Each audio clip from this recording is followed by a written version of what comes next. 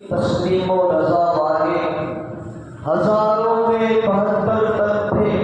تسلیم و رضا والے، حقیقت میں خدا ان کا تھا اور یہ تھے خدا والے، حقیقت میں خدا ان کا تھا اور یہ تھے خدا والے۔ اور حسین ابن علی کی کیا مدد کر سکتا تھا کوئی، حسین ابن علی کی کیا مدد کر سکتا تھا کوئی، وہ خود مشکل کشا ہے اور ہے مشکل کشا والے، وہ خود مشکل کشا ہے اور ہے مشکل کشا والے۔ اور جب کسی نے وطن پوچھا تو یوں حضرت نے فرمایا، جب کسی نے وطن پوچھا تو یوں حضرت نے فرمایا، مدینے والے کہلاتے تھے اور اب ہے کربلا والے، مدینے والے کہلاتے تھے اور اب ہے کربلا والے۔ امام علی مقام آج کا جو دن ہے، آپ کی شہادت کو اس دن کی طرف منسوب کیا جاتا ہے۔ آج کے دن کو کئی شعراء کرام کو نسبت ہے، اور آج کا جو دن ہے جسے یوم عاشور کہا جاتا ہے، اس دن کی بڑی فضیلتیں اور بڑی برکتیں، کیونکہ یہی وہ دن ہے کہ اسی 10 محرم کو حضرت ابراہیم علیہ السلام کو جس آگ کے اندر ڈالا گیا تھا، اسی دن کو وہ آگ جو ہے ٹھنڈی کر دی گئی۔ یہی وہ دن ہے کہ اسی دن کو حضرت ادریس علیہ السلام آسمان پر اٹھائے گئے، اور یہی وہ دن ہے کہ اسی دن جو ہے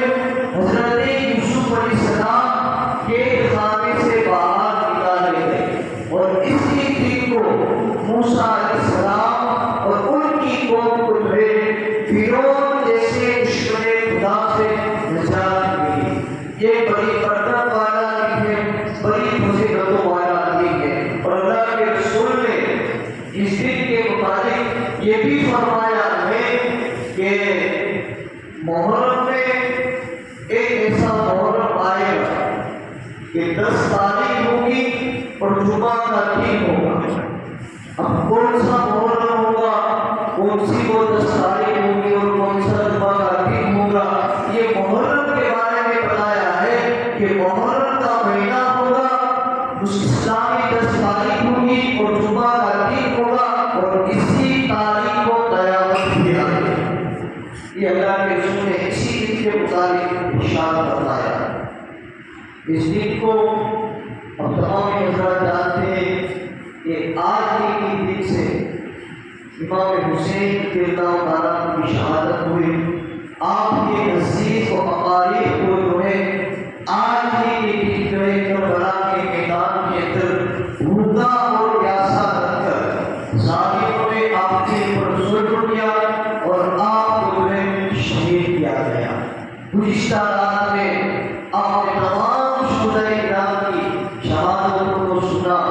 ان کے اوپر جو ظلم ہوئے وہ بھی جو ہے آپ نے سماعت فرمایا کہ کس طرح سے کوفہ والوں نے دھوکہ دے کر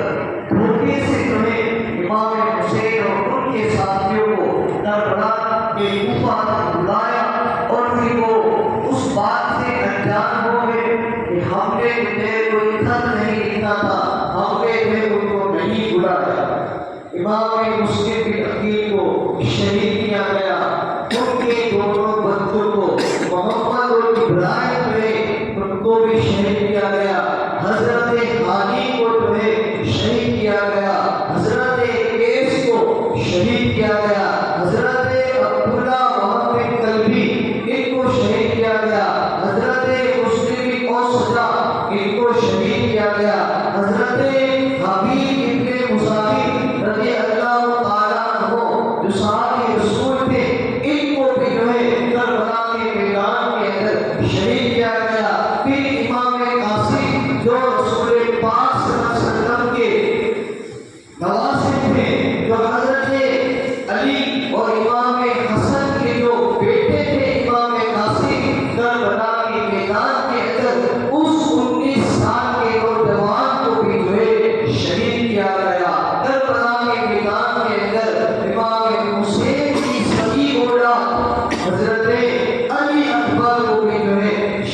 کیا گیا 6 مہینے کے علی اصغر 6 مہینے کا جو بچہ ہوتا ہے وہ تو نہ بولنے کی اپنے اندر صلاحیت رکھتا ہے نہ اپنے اندر چلنے کی طاقت رکھتا ہے نہ اپنے اندر کسی چیز کو لینے اور دینے کی 6 مہینے کا جو بچہ ہوتا ہے وہ طاقت نہیں رکھتا. ارے 6 مہینے کے بچے کی حالت تو یہ ہوتی ہے کہ اگر اسے مچھر یا کیڑی کاٹ لے تو وہ بچہ جو ہے تڑپ کر رہ جاتا ہے. لیکن ان ساتھیوں کو ان دنیا کے لالچی کتوں کو ان دشمن خدا کو ان دشمن رسول کو اس دشمن نواسائے رسول کو اس 6 مہینے کے بچے کے اوپر بھی ترس نہیں آیا اور انہیں بھی جو ہے پیاسا گلے کے اندر حلق کے اندر وہ تیر مارا جو جانوروں کے اوپر تیر چلایا جاتا ہے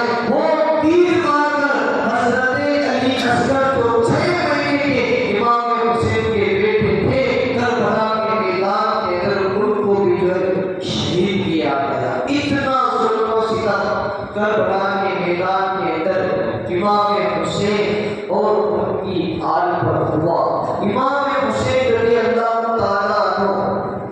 جب آپ اپنا بچپن کا زمانہ تھا ایک دن حضرت علی حضور کے ساتھ کسی جگہ پر چل کے لیے گئے تھے اور آپ بچپن کے حالت کے اندر حسین کے ستانے والوں کا انجام کیا ہوتا ہے امام حسین کو تکلیف دینے والوں کا انجام کیا ہوگا ان کو ستانے والے کا انجام ان کو رلانے والے کا انجام ان کو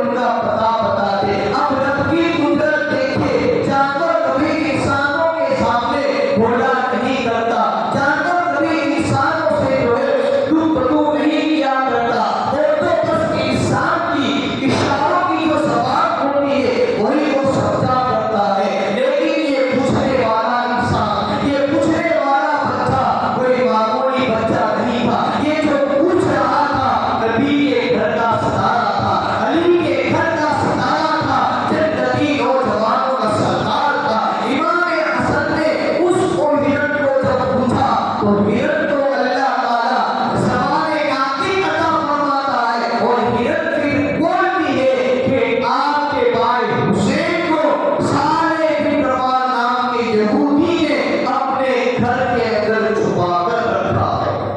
اس کے بعد جب ہرن نے اتنا بتایا تو امام حسن مصطفیٰ رضی اللہ تعالیٰ عنہ اس سارے بن روا یہودی کے گھر کے قریب جاتے ہیں، اور پھر باہر سے جو ہے وہ آواز لگانا شروع کر دیتے ہیں۔ ایک چھوٹا سا بچہ، سارے بن روا یہودی نے اپنے گھر کا دروازہ کھولا اور دیکھا کہ باہر ایک چھوٹا سا بچہ کھڑا ہے، اور وہ چھوٹا سا بچہ سارے بن روا سے کہتا ہے، اے سارے بن روا، میرے بھائی حسین کو میرے حوالے کر دے، ورنہ اپنی امی جان سے کہہ کر اگر دعا کراؤں گا تو دنیا کے اندر قیامت تک چھوڑے کوئی یہودی باقی نہیں رہے گا۔ امام حسن کی اس گفتگو کو سن کر سارے جو روا تھا وہ چھوڑ گیا۔ ایک چھوٹا سا بچہ ہے اور اس کے پاس اتنی ہمت، اتنی طاقت، اور یہ کہہ رہا ہے کہ اگر ماں سے کہہ دوں گا تو یہودی جو ہے اس طرح نابود ہو جائیں گے۔ سارے روا نے اس بچے سے پوچھا، ذرا یہ تو بتاؤ اے شہزادے، تمہاری ماں کا نام کیا ہے؟ تو امام حسن نے فرمایا کہ میری ماں کا نام سیدہ طیبہ طاہرہ خاتون جنت فاطمہ الزہرا رضی اللہ تعالیٰ عنہا ہے۔ جب سارے روا نے اس نام کو سنا تو وہ پہچان گیا اور عرض کرنے لگا کہ میں آپ کی امی جان کو پہچان گیا، اب ذرا آپ اپنے بابا جان کا نام بتاؤ۔ تو آپ نے حضرت علی کا نام بتایا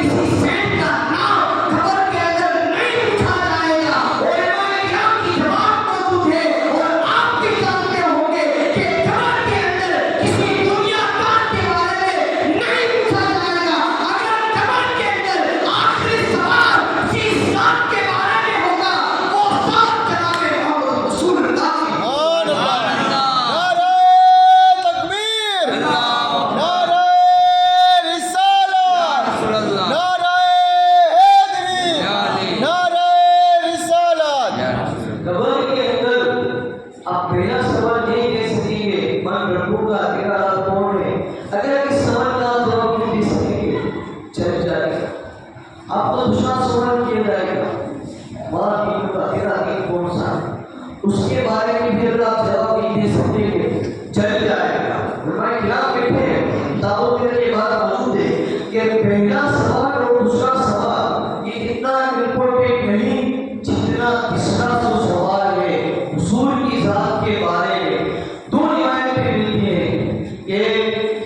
تیسرا سوال جب ہوگا تو وہ نفس نفیس اپنے جسم و جان کے ساتھ سرکار وہاں حاضر رہے، اور دوسری کتابوں میں یہ لکھا ہے کہ حضور کی روح جو ہے وہ وہاں پر حاضر ہوگی، اور ایمان والے سے اس کے ان کے مطابق پوچھا جائے گا کہ ان کے بارے میں تو کیا کہتا ہے۔ جو ایمان والا ہوگا وہ گواہی دے گا اشہد ان لا الہ الا اللہ و اشہد ان محمد رسول اللہ، یہ تو میرے نبی ہے، یہ تو میرے رسول ہے۔ رسول کو رسول کہنے سے تم ان کے امتی نہیں ہو جاؤ گے، نبی کو نبی ماننے سے تم ان کے امتی نہیں ہو جاؤ گے۔ ارے 10 دن تک امام حسین کے نام پر خون پلایا یہ اچھی بات ہے، لیکن کربلا کے میدان کے اندر امام حسین کا پیغام کیا تھا؟ آپ نے کربلا کے میدان کے اندر بھی اور آپ کی گھر کی عورتوں میں بھی کسی بھی حالت کے اندر نماز کو چھوڑنا تو دور کی بات ہے، کبھی بھی کسی کی نماز اس کربلا کے میدان کے اندر قضا تک نہیں ہوئی۔ حضور کا اصلی نام محمد بن عبداللہ ہے، اس نام کو یاد رکھیں ورنہ لوگ صلی اللہ تعالیٰ علیہ وسلم لا الہ الا اللہ اس طرح کی جب نام پوچھا جاتا ہے تو جواب دیتے ہیں۔ دین کے متعلق ہو آپ علم رکھیں۔ دعوت اسلامی کا قافلہ آج ہماری مسجد کے اندر آیا ہے، یہ اس کے لیے آیا ہے۔ کیا ہماری سماج ان کو پگار دیتی ہے؟ کیا ہماری سماج جو ہے ان کو جو ہے وہ تنخواہ دیتی ہے؟ یہ کس لیے آپ مسجد کے اندر آئے؟ تاکہ آپ تک امام حسین کا پیغام پہنچ سکے، تاکہ آپ تک رسول پاک کا دین ہے وہ پہنچ سکے۔ لیکن اکثر جگہ میں یہ دیکھا ہے کہ جیسے ہی یہ دین کے سپاہی دعوت اسلامی کے اوپر لگاتے ہیں تو ان کو دیکھ کر اکثر لوگ جو ہے بھاگ جاتے ہیں۔ ارے آج جن کو دیکھ کر تم بھاگتے ہو نا، کل قیامت کے دن انہی کے دامن کو پکڑ کر تم جو ہے جنت میں جانے کی کوشش کرو گے۔ آج عالم دین کو دیکھ کر، دین کی خدمت کرنے والے کو دیکھ کر تم آج دنیا کے اندر بھاگ رہے ہو، ارے کل قیامت کے دن ان کے پاس جاؤ گے اور یہ کہو گے میں نے آپ کو پانی پلایا تھا، میں نے آپ کو وضو کرایا تھا، میں نے آپ کو کھانا کھلایا تھا، آپ مجھے جنت میں لے کر جاؤ۔ تو میرے دین کا وہ مبلغ، میرے دین کا وہ خدمت گزار، جس دین کے خدمت گزار کو، جس عالم دین کو یا دعوت اسلامی کے کسی بھی مبلغ کو آپ دنیا کے اندر کھانا کھلاؤ گے یا وضو کراؤ گے یا پانی کا ایک گلاس بھی پلاؤ گے تو اس کا بدلہ ہو سکتا ہے وہ دنیا کے اندر دے یا نہ دے، لیکن جب قیامت کے دن آپ اگر ان کے پاس جاؤ گے اور انہیں یاد دلاؤ گے کہ فلاں مسجد کے اندر آپ قافلہ لے کر آئے تھے اور میں آپ کی صحبت کے اندر رہا تھا، میں نے آپ کو کھانا کھلایا تھا، میں نے آپ کو پانی پلایا تھا، میں نے آپ کو وضو کرایا تھا، آج میری شفاعت کرائیے، آج میری بخشش کرائیے۔ جب وہ اللہ کے دین کا سپاہی، وہ عالم دین اور دعوت اسلامی کی خدمت کرنے والا، وہ مبلغ اور عالم دین جب اپنا ہاتھ قیامت کے میدان کے اندر خدا کی بارگاہ کے اندر تم جیسے گناہگاروں کی بخشش کرانے کے لیے اٹھائے گا، اللہ تعالیٰ ان کی دعا کی برکت سے اس انسان کی بخشش اور مغفرت کرتا ہے۔ تو ان سے دور نہ بات، ان کے قریب سے آپ ان کے قریب جائیں گے تو آپ کو پتا چلے گا کہ وضو کے فرائض کتنے ہیں، غسل کے فرائض کتنے ہیں۔ آج کسی کو پوچھ لیا جائے وضو کے فرائض کتنے ہیں تو 10-12 میں آنے گا، ہم نے ابھی تک 4 رکھے اور بھائی 10-12 میں آنے گا۔ ہم اگر کسی کو پوچھیں کہ غسل کے فرائض کتنے ہیں، غسل کے فرائض یہ کیا ہوتا ہے؟ ہمیں تو بھائی باتھ روم میں جاتے بالٹی نل کے نیچے رکھتے،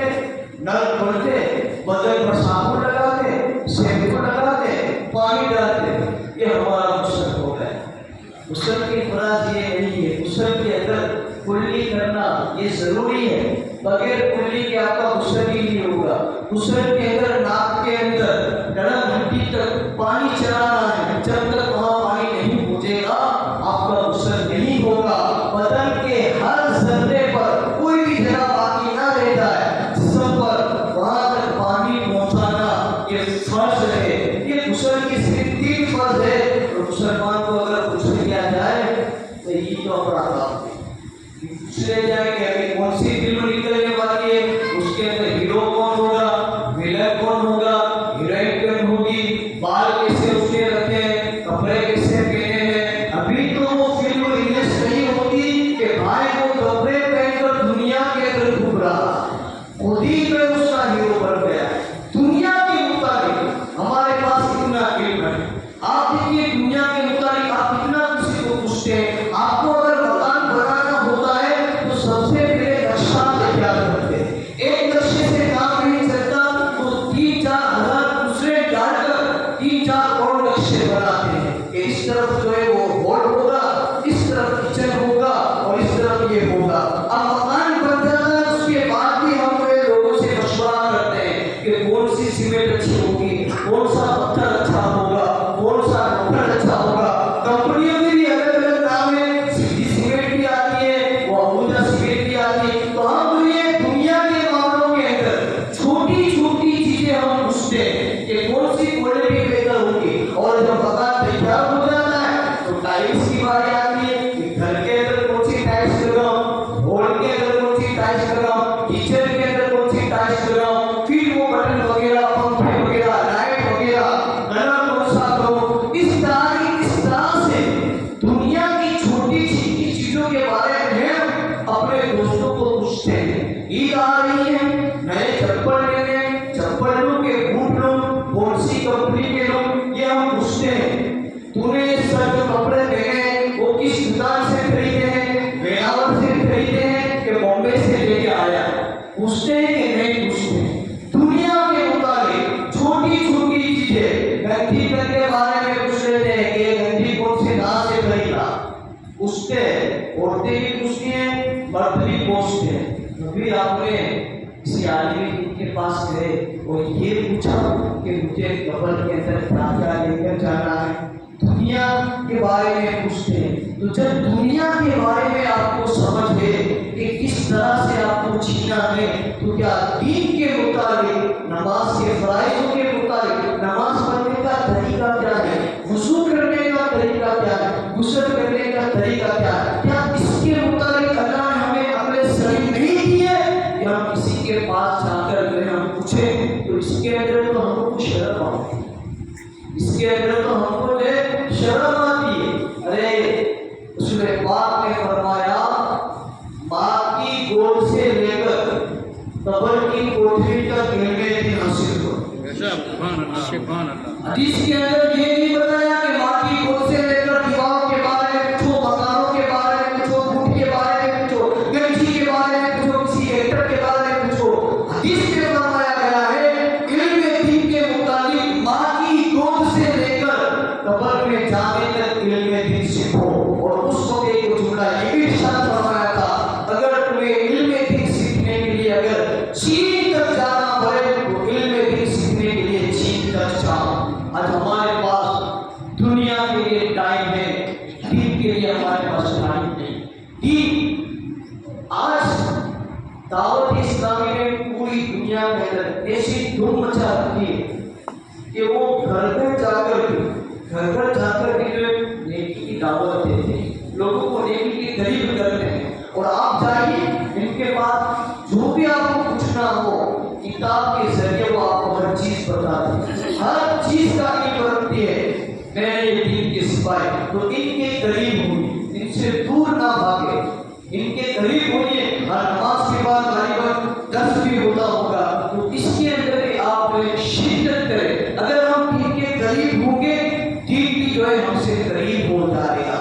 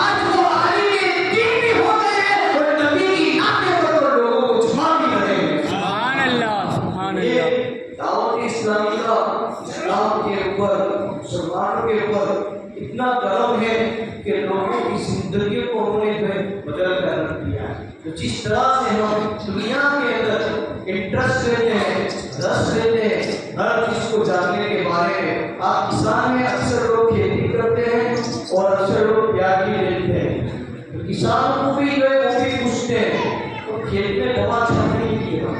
کئی دوا دیکھتے ہیں، ہم کھیتی نہیں کرتے لیکن اتنا تو ضرور ہے کہ وہ دوا چھڑکنے کے بارے میں بھی پوچھتے ہوئے کئی کمپنی کے لوگ بڑا کمپنی لے تو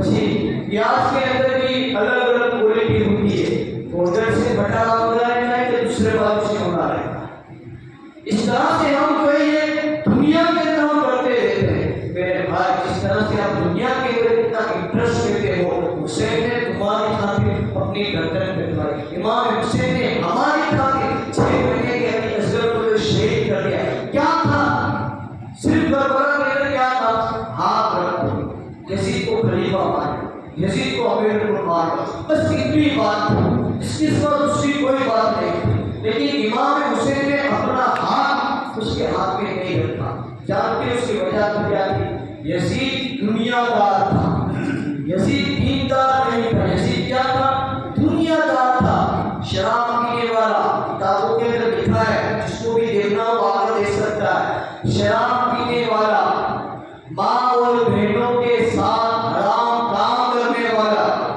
جوا کھیلنے والا، یہاں تک بتایا گیا ہے کہ جانوروں کے ساتھ بھی وہ حرام کام کرتا تھا۔ اب ایسے کے ہاتھ میں امام حسین اپنا ہاتھ تھوڑی دے سکتے ہیں۔ امام حسین نے فرمایا میں اپنی جان تو دے سکتا ہوں لیکن تجھ جیسے کتے اور کمینے کے ہاتھ کے اندر یہ پاک ہاتھ میں نہیں دے سکتا۔ تو دنیا داری یزید کو پسند تھی، امام حسین کو نہیں پسند تھی۔ اگر آپ حقیقت میں امام حسین کے ماننے والے ہیں تو دین کے قریب ہو جائیں، اپنے چہرے کے اوپر سنت کے مطابق، فیشن کی طرح نہیں، سنت کے مطابق اپنے چہرے کو سنت رسول سے سجائیں۔ عباس علم بردار کا بھی چہرہ بھی سنت رسول تھا، امام قاسم کا چہرہ بھی سنت رسول سے سجا ہوا تھا، امام حسین 56 سال کی عمر میں بھی آپ کی چہرہ سنت رسول سے سجا ہوا تھا۔ تو یہ ساری باتیں ہمارے لیے یہ ضروری ہے جانیے۔ اور امام حسین رضی اللہ تعالیٰ کا جو لباس تھا آج کل کے بھکاریوں کی طرح وہ لباس نہیں تھا کہ یہاں گوٹھر سے پھٹا ہوا ہے، پیچھے سے پھٹا ہوا ہے، وہ لباس امام حسین کا نہیں ہے، بلکہ یہ کرتا اور پاجامہ جو ہے سر کو امامے سے ڈھانپ کر رکھتے تھے، یہ اسلامی لباس اور یہ حسینی لباس ہے۔ تو اس طرح آپ جو ہے ان ساری چیزوں کو اختیار کرنے کی کوشش کریں، دین کی طرف آئیے، دین کی طرف آپ جو ہے آئیں گے تو آپ کی دنیا بھی سمجھ جائے گی اور آپ کی آخرت بھی سمجھ جائے گی۔ ارے باپ اگر قرآن پڑھے گا تو بیٹا اس کو گھر میں دے کر وہ بھی قرآن کی تعلیم شروع کرے گا، باپ اگر نماز پڑھنے جائے گا تو پیچھے پیچھے اس کا چھوٹا بیٹا جو ہے وہ بھی نماز پڑھنے کے لیے آئے گا، اور اگر باپ اگر موٹر چلاتا ہوگا تو پھر اس کا بیٹا بھی بڑا ہو کر موٹر ہی چلائے گا، باپ اگر پتے کھیلے گا تو پھر اس کا بیٹا قرآن نہیں پڑھے گا، اس کا بیٹا بھی بڑا ہو کر پتے ہی کھیلے گا۔ اگر سچ میں اپنے آپ کو حسینی مانتے ہو اور حقیقت میں تمہیں اپنے بچوں کو امام حسین کے نقشے قدم پر چلانا ہے تو پہلے اپنے آپ کو بدلنا پڑے گا، پہلے اپنے کردار، اپنے کیریکٹر، اپنی ذات کو بدلنا پڑے گا، تب جا کے تمہارا بچہ بھی جو ہے سچا حسینی بنتا ہوا نظر آئے گا۔ تو سارے علماء نے جب امام حسن کی ساری بات سن لی تو کہا کہ امام حسن حسین کو میں بعد میں آپ کے ہاتھ میں دوں گا، پہلے آپ اپنا ہاتھ آگے بڑھائیے تاکہ آپ کے ہاتھ پہ ہاتھ رکھ کر میں اسلام کو قبول کر لوں۔ پھر سارے علماء نے بچپن کے امام حسن کے ہاتھ پر ہاتھ رکھا اور کلمہ پڑھ کر مسلمان ہو جاتا۔ ادھر سارے علماء دونوں بچوں کو لے کر ماں خاتون جنت حضرت فاطمہ زہرا کے گھر پر آتے اور ان سے معافی مانگتے کہ آپ کے بچے کو میں نے رکھا جس کی وجہ سے آپ کا دل دکھا، میں معافی مانگتا، آپ مجھے معاف فرما دیں۔ ماں آپ نے کہا اور آپ کے بچوں نے مجھے کلمہ بھی پڑھا دیا، میں مسلمان ہو چکا ہوں، مجھے معاف کرنا ہے۔ پاک آپ کی حضرت نے فرمایا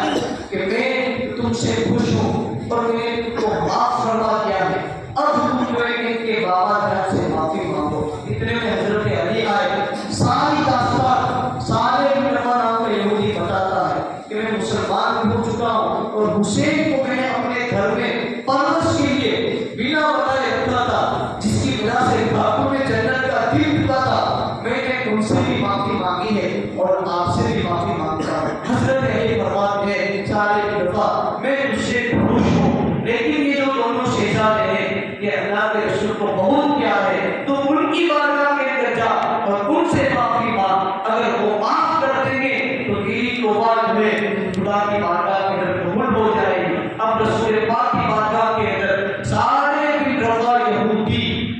حضور کی بارگاہ کے اندر معافی مانگتے ہیں، ساری داستان سناتے ہیں، حسین کو میں نے بنا بتائے اپنے گھر کے اندر رکھا۔ رسول پاک فرماتے ہیں سارے دفعہ میں اس سے خوش ہوں اور میں تجھے معاف کرتا ہوں، لیکن یہ جو دونوں بچے ہیں اللہ کو بہت پیارے ہیں، اللہ کی بارگاہ کے اندر ان کا مقام بڑا بلند ہے، تو خدا کی بارگاہ کے اندر میں ان سے معافی مانگ، خدا سے معافی مانگ، وہاں کی معافی جو ہے حقیقت کی معافی ہے، اگر اللہ معاف کر دے گا تیری معافی قبول ہو جائے گی۔ روایتوں کے اندر ہے اور کتاب و اوراق غم نام کی کتاب ہے، اس کے اندر لکھا ہے کہ سارے دفعہ صرف اس کا ہونا کیا تھا، امام حسین مدینہ کی جنگل کے اندر کھیلتے تھے اور وہاں سے اٹھا کر اس نے اپنے گھر کے اندر رکھ دیا، ان کو ستایا یا پانی یا کھانا پانی بند نہیں کیا تھا، بس اس بچے کو وہاں سے اٹھا کر بنا بتائے اپنے گھر پر لے جا کر رکھ دیا۔ یہ اس کا گناہ تھا، یہ صرف اس کا گناہ تھا، اس نے دوسرا کوئی گناہ نہیں کیا تھا کہ اس نے خاتون جنت کی دل کو تکلیف دی، ان کو جو ان کا دل دکھایا، کیا بے چین ہو گئی امام حسین نہیں آئے تو گھر پر شام تک، بس اس کا یہ گناہ تھا۔ روایت کے اندر آتا ہے کہ حضور کے فرمانے کے بعد وہ جنگل کے اندر گیا اور 40 دن تک رو رو کر خدا کی بارگاہ کے اندر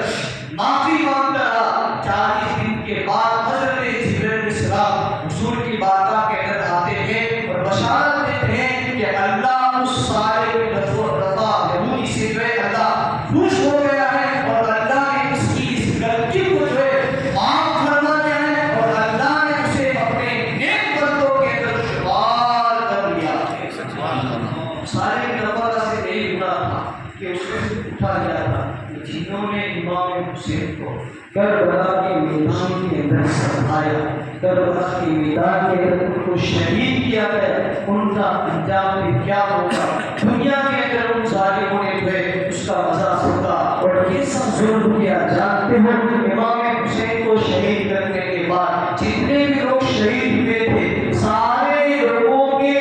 سر کو جو ہے بدن سے جدا کیا گیا، حضرت علی اصغر کی گلا پر کاٹا گیا، سارے لوگوں کے سر کو جو ہے بدن سے جدا کیا، یہاں تک کہ ایک اور روایت یہ بھی ملتی ہے کہ ان کے بدن سے کپڑے بھی اتارے گئے، ان کے ہاتھوں کے اندر انگوٹھیاں تھیں وہ بھی نکالی گئی، اگر انگوٹھی نکلتی نہیں تھی کھینچنے کی وجہ سے تو جو ہے تلوار سے کاٹ کر اس انگوٹھی کو لے کر گئے اور پھر سب کی لاشوں کو جو ہے ایک طرف میدان پر رکھ کر ان کے اوپر گھوڑے دوڑائے گئے۔ اتنا ظلم کربلا کے میدان کے اندر ابن زیاد شیبرغین اور ان کے سپاہیوں نے کیا، اور یہاں تک بس نہیں تھا، خیمے جو تھے عورتوں کے وہ بھی جلائے گئے، بچوں کے اوپر ہاتھ اٹھائے گئے، ان کی دوپٹے اور ان کی چادریں جو ہے ان سے چھینی گئی۔ سیدہ سکینہ رضی اللہ تعالیٰ عنہ کے کان کے اندر جو سونے کی جواہرات تھے ان کو بھی جو ہے ان سے کھینچا گیا، یعنی مانگا نہیں کہ مجھے دے دو، ان کے زبردستی جو ہے ان کے کانوں سے وہ جو زواہرات تھے وہ کھینچے گئے۔ سیدہ سکینہ نے فرمایا کہ اس میں کھینچنے کی کیا ضرورت تھی، اگر تم مانگ لیتے میں اٹھا کر دے دیتی، جب آپ نے یہ فرمایا تو اس نے جو ہے آپ کے گالوں کے اوپر تماچے بھی مارے۔ اتنا کربلا کے میدان کے اندر ان عورتوں کے اوپر ظلم ہوا۔ کربلا کی داستان یہ داستان ایسی داستان ہے کہ ہمارے سارے دکھ ایک طرف رکھے جائے اور کربلا کی داستان رکھی جائے